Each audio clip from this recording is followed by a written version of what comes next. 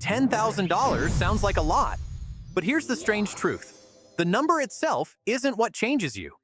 There's something that happens at exactly this milestone, something that has absolutely nothing to do with the dollar amount, that permanently rewires how you see every financial decision for the rest of your life. Something permanently rewires in the way you make decisions, in the way you see risk, in the way you relate to money itself. And once it happens, it doesn't go away. It doesn't reverse. It stays with you every single day. Here's what makes this milestone so different. Less than 1 in 4 Americans ever reaches $10,000 in savings. Not because they're bad with money, not because they don't earn enough, but because nobody ever showed them what's actually waiting on the other side of this number. And once you understand what that is, you'll never look at saving the same way again. When you saved your first $1,000, if you watched that video, you crossed from scarcity mode into sufficiency mode. Your brain stopped asking, "Can I survive this?" But $10,000 takes you somewhere else entirely. At $10,000, your brain stops asking, "Am I safe?" and starts asking something completely different. It starts asking, "What's possible?" That shift from safety to possibility is the most powerful upgrade your financial brain can make. Hey, I'm Marcus. If you're new here, welcome. If you watched the last video on saving your first $1,000, this is exactly where we left off. We built the foundation. Now we're going to the next level. And if you want to follow this entire journey, from zero to financial freedom, one honest video at a time, make sure you're subscribed. In this video, we're going to cover exactly why $10,000 rewires your brain in a way $1,000 can't. The specific psychological shift that separates people who build wealth from people who stay stuck at survival. And the exact steps to get from $1,000 to $10,000 faster than you think, even if you're starting from just having hit your first 1,000. And here's the thing that's going to surprise you most. There's an invisible threshold, a line that most people don't even know exists. Below it, your brain is built for defense.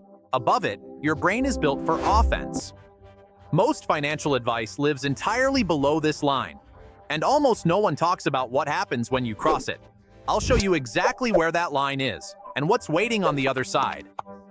Let's go back to the beginning of this journey, because to understand why $10,000 changes everything, you first need to understand what's actually different about this number compared to every other savings milestone.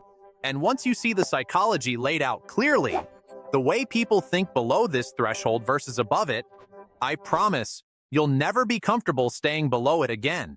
Let's start with what you already know, because it matters for what comes next. When you saved your first $1,000, something real shifted. Your brain stopped operating from pure scarcity. It got a safety signal. The financial panic quieted down. You could think more clearly. Decisions got a little easier. That was real. That was measurable. But here's what most people don't realize. $1,000 only takes you to the first floor. It removes the emergency. It stops the bleeding. But it doesn't yet give your brain permission to dream. For that, your brain needs to see a number that feels like more than just survival. And that number is $10,000. Not because of what $10,000 can buy, but because of what it tells your brain about who you are. Here's what actually changes at $10,000. And I want you to really hear this, because it's the thing I wish someone had explained to me years ago. When you have $10,000 saved, your brain undergoes what psychologists call a reference point shift. A reference point is the baseline your brain uses to evaluate every single financial decision you make. Below $10,000, your reference point is scarcity, even if you have $1,000 in the bank. But at $10,000, something clicks. Your reference point moves permanently. You stop comparing every opportunity against what if something goes wrong and start comparing it against what if something goes right. That's not motivation. That's not willpower. That's your brain literally restructuring how it processes financial information. And once it happens, it doesn't reverse. Think about the two kinds of people you know when it comes to money. The first type, and this used to be me, constantly operates in what I call survival mode. Every financial decision is filtered through fear. What if I lose my job? What if my car breaks down? What if I can't cover this? Their brain is always on defense, and when you're always on defense, you can never play offense. You can never make the bold moves that actually change your financial trajectory. The second type operates in opportunity mode. They still think about risk. They're not reckless, but their default question is different. Their question is, how do I make the most of this? Not, how do I protect myself from this? That single shift in your brain's default question is worth more than any salary increase you'll ever get. And $10,000 is what makes it happen. Here's the data that puts this in context. According to Federal Reserve research, fewer than 1 in 4 Americans has $10,000 or more in liquid savings. Think about that. 3 out of every 4 people you interact with today are operating entirely in survival mode. Not because they chose it, not because they're lazy or bad with money, but because nobody ever connected the psychology to the number for them. Nobody ever said, here's the threshold that changes how your brain works. Here's what's on the other side of it. And here's exactly how to get there. That's the gap in financial education that almost no one is filling. And it's why the wealth gap keeps growing. Not because some people are smarter or luckier, but because some people crossed this invisible threshold and their brain started working differently. And most people never even knew the threshold existed. All right, let's get practical. Because understanding why $10,000 matters is only half the equation. The other half is actually getting there. And here's the good news. If you've already saved $1,000, which you should have done before watching this video, you have the hardest part behind you. The first $1,000 is the hardest because you're fighting against zero. The next $9,000 is a momentum game. Step 1. Look at every recurring expense under $50 a month. Subscriptions, services, memberships. Cut anything you haven't actively used in the last 30 days. Most people find $50 to $150 a month hiding here. Step 2. Declare a 30-day spending freeze on anything non-essential. Not forever, just 30 days. You'd be surprised what you stop wanting when you stop buying impulsively. Step 3. Take every dollar you freed up and add it to your automatic transfer. If you were saving $100 a month before, go to $200. If you were at $200, push to $300. The math is simple. An extra $200 a month on top of what you're already saving gets you to $10,000 in under 4 years. An extra $400 cuts that in half. Here's something that doesn't get talked about enough. Once you cross $10,000, the math literally starts working differently. At $1,000 in a high-yield savings account earning 4.5%, which is roughly what you can get right now, you're earning about $45 a year in interest. That's a coffee. But at $10,000, that same 4.5% is $450 a year. Real money. And it keeps compounding, meaning next year, you're earning interest on $10,450.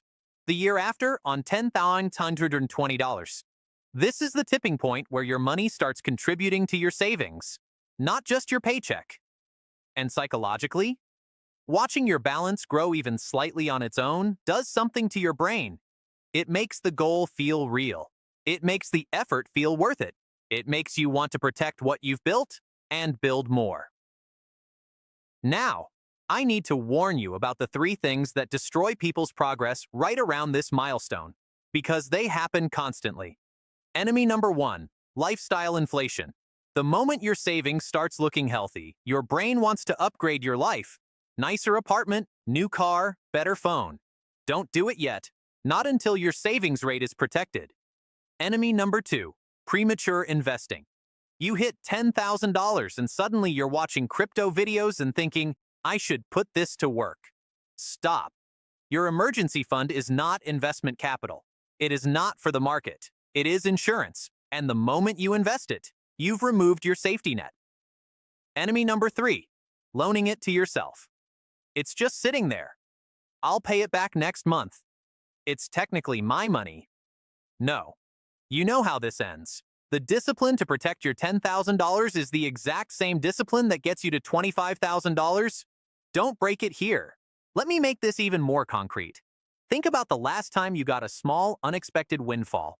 Maybe a tax refund, a bonus, a gift. If you had less than $1,000 saved, where did that money go? Almost certainly toward a problem. Catching up on bills, fixing something that broke, surviving. Now imagine you already have $10,000 in the bank when that windfall arrives. Suddenly, your brain processes it completely differently. Instead of, what crisis does this solve? It asks, what opportunity does this create? Same money. Completely different question.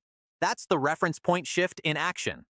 And once your brain has experienced thinking from abundance even once, it craves it again. It becomes your new normal. That is exactly why people with savings build more savings. And people without savings stay without savings. Not luck. Reference points. There's one more shift that happens at $10,000 that I think is the most underrated of all.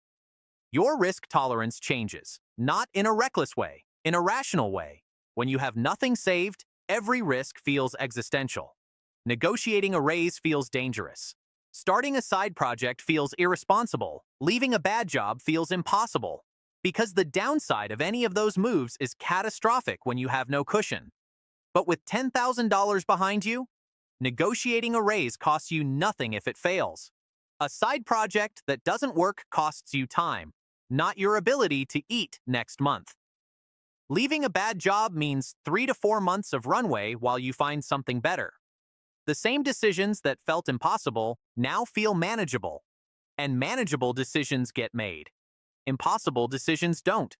That shift in what feels possible is worth more than any specific financial advice I could ever give you. And here's the identity piece, because I think this might be the most important thing I say in this entire video. When you reach $10,000 in savings, something changes in how you see yourself, not just how you see money. You stop being someone who is trying to be better with money, and you become someone who is good with money. That sounds like a small difference. It isn't. Identity drives behavior. Someone who is trying to save will stop when it gets hard. Someone who is a saver keeps going, because stopping would feel inconsistent with who they are. $10,000 is the milestone where most people cross from trying to being. And once you're on the other side of that identity line, going backward feels genuinely uncomfortable.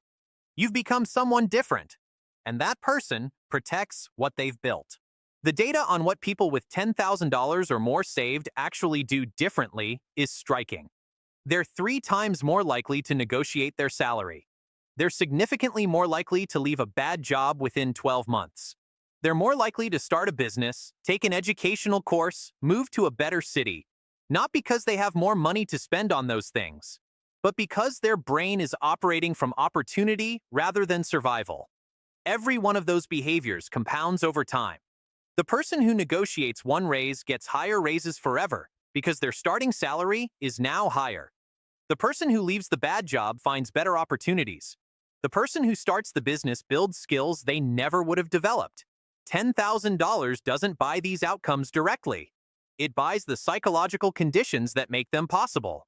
And that is worth infinitely more than $10,000. Once you've reached $10,000 and held it steady, the game changes again. And here's where most financial advice gets it wrong. Most people tell you, great, now invest everything above $10,000. And that's partially right. But there's an order to this. First, make sure your $10,000 emergency fund is complete and untouched. Not $9,000, not $9,500, $10,000, fully funded, sitting in a separate high-yield savings account.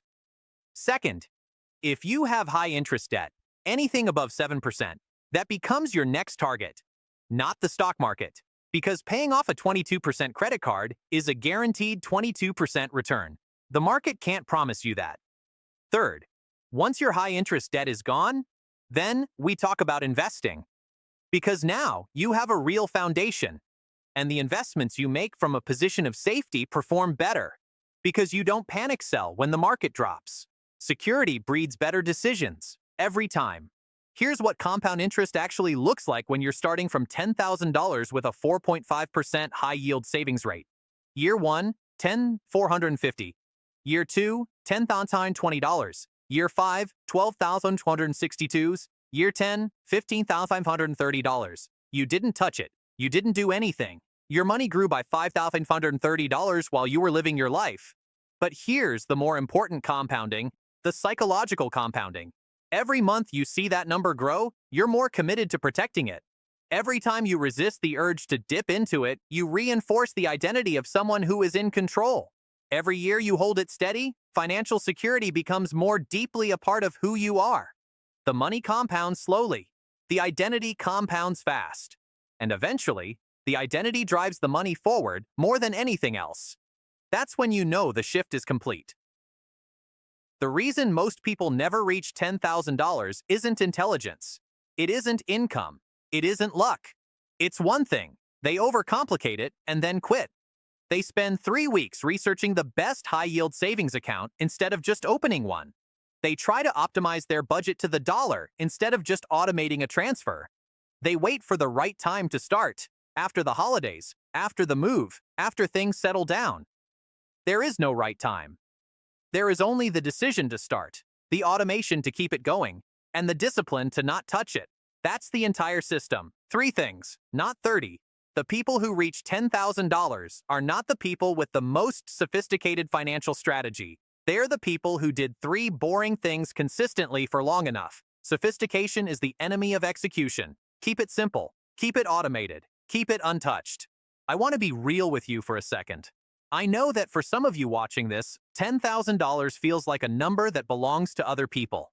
People with higher salaries, better circumstances, more opportunities. I hear that. And I'm not going to tell you it's easy, because it isn't, and pretending otherwise would be disrespectful to the real challenges you're navigating. But here's what I want you to hold on to. The distance between where you are and $10,000 is shorter than your brain is telling you it is. If you have $1,000 saved, you're already 10% of the way there. If you can save $200 a month, which is $50 a week or $7 a day, you'll be at $10,000 in under 4 years. That's it. 4 years of boring automation, and you get a permanent brain upgrade that changes how you make decisions for the rest of your life. That is the best investment of your time you will ever make. Here's the final truth I want to leave you with before we get to the action plan. Motivation is temporary. Motivation gets you started, but motivation fades, especially when progress is slow, when life gets expensive, when saving feels pointless for months at a time. The people who reach $10,000 don't do it on motivation. They do it on systems. A system that automatically moves money out of your checking account before you can spend it. A system that makes your emergency fund inconvenient to access. A system that keeps building even when you're not thinking about it. The goal isn't to be motivated every day. The goal is to build something that works even on the days when you aren't. That's what separates the people who cross the threshold from the people who spend their entire lives planning to cross it. All right, here's your action plan. Right now, not someday. Step 1. If you have your $1,000 emergency fund, it's already done. Checkmark. You're ahead of most people. Step 2. Increase your automatic savings transfer by at least $100 a month, starting with your next paycheck. Not a huge change. But that $100 compounds over time into the $10,000 that changes how your brain works. Step 3. If you don't have a dedicated, separate high-yield savings account for your $10,000 goal, open one today. Ally, Marcus, SoFi, Discover. All free, all online, all take 10 minutes. Give it a name. Opportunity Fund. Brain Upgrade. Whatever makes you want to protect it. Step 4. Declare a 30-day spending freeze starting today. 1 month. That's it. See what you find on the other side. And if you want to know exactly what to do the moment you hit $10,000, where to put it, how to invest it, and what changes at that milestone, that's what the next video is about. I'll put the link right here. If this video gave you even one thing that shifted how you think about money, please subscribe. Not for me, for you. Because the next video in this series is going to show you the exact moment when you should stop prioritizing your emergency fund and start investing, and why getting that order wrong costs people decades of compounding returns. You've done the hard part. You have your $1,000. You're building toward $10,000. Now, the question becomes, what do you do the moment you get there? The answer is going to surprise you, and it's something almost no financial channel talks about clearly. I'll see you there. Thank you so much for watching. If you got value from this, hit subscribe. I'll see you in the next one.